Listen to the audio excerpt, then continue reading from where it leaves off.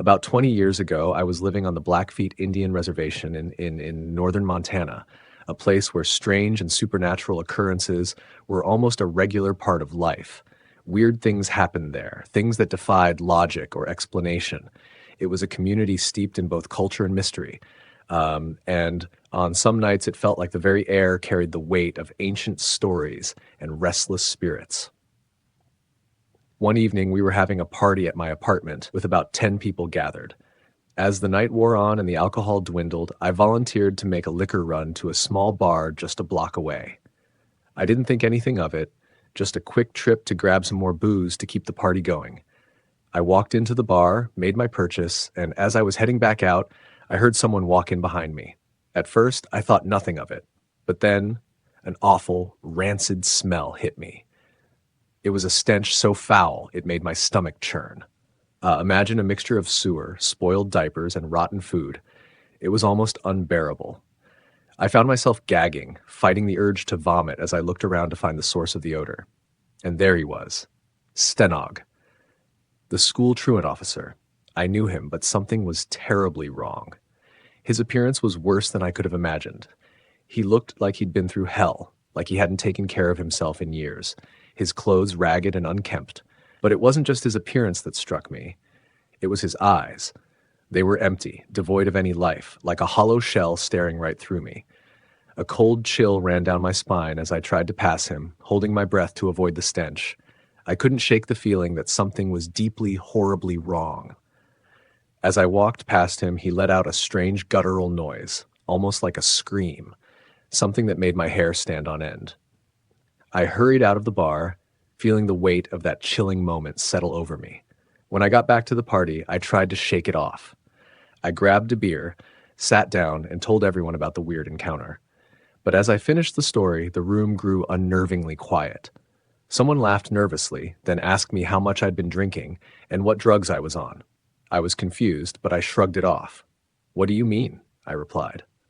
Then one of the others spoke up, their voice serious, almost too serious. "Stenog died 3 days ago." I froze. My heart skipped a beat. No, I couldn't be hearing this. There was no way. I had just seen him. I could still smell the stench, still feel the chill of his dead eyes. I knew what I had seen.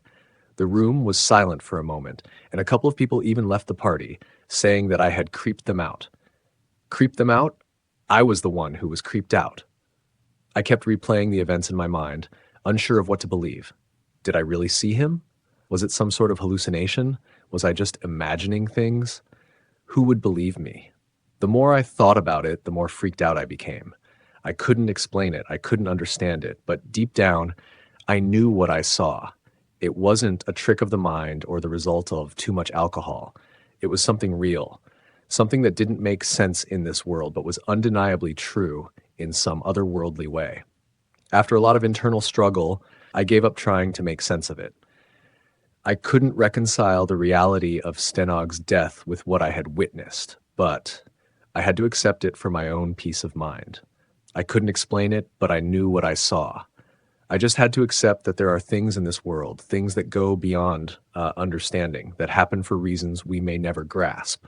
To this day, I still can't shake the memory of that encounter. I can't forget the lifeless eyes, the horrible stench, and the eerie feeling that something beyond the natural world was in that bar with me. The chill in my bones never truly fades, and I still don't know how to reconcile it. I just know it's something I'll never forget. Many years ago, I had a job cleaning floors overnight on the graveyard shift after the stores closed. The cleaning service I worked for had contracts with various businesses, including big names like Kmart, True Value Hardware, and a few other retail spots. Usually, we worked in teams of 2 or 3, depending on the size of the store. For example, True Value was small, so it was just 2 guys assigned there. The owner would always joke about how creepy it was to be locked in a store alone overnight. It was an ongoing laugh, and everyone had a story or a joke to tell. But I never really took it seriously. Every time I reported for my shift, there were always other guys with me, so I didn't think much of it. That all changed one night when I showed up for my shift at Kmart. The other 2 guys had called out, so I was going to be stuck working alone. I didn't think much of it at first. After all, it was just a big empty store. How bad could it be? But as the clock ticked closer to 10 p.m. and the last of the Kmart employees filed out the door and the parking lot emptied, I suddenly realized what people meant by how scary it could be.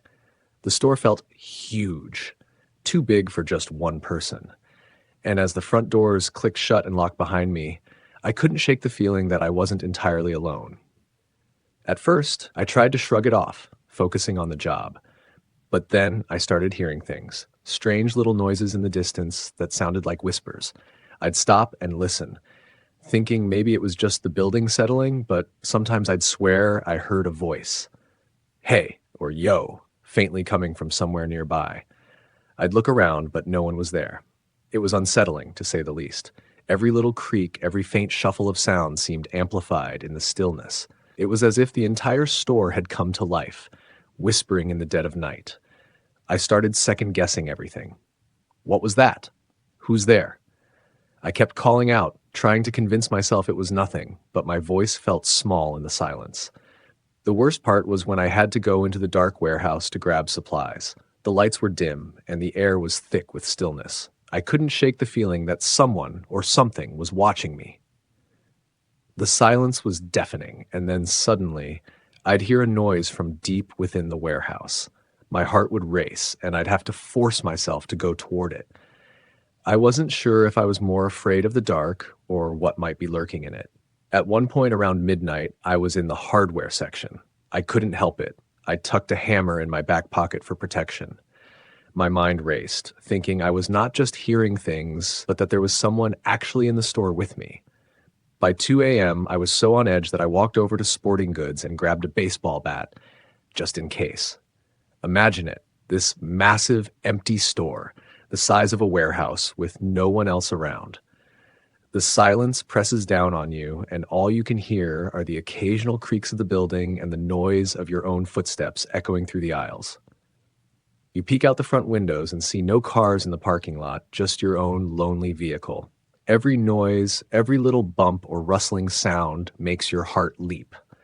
I can honestly say I've never been so relieved to see the sun come up. As soon as I finished my shift, I couldn't wait to get out of there, to leave behind the heavy feeling that had settled over me in the darkness. I don't think I've ever been so happy to see daylight. And as for those jokes about being locked in a store alone overnight, I finally understood exactly what they meant.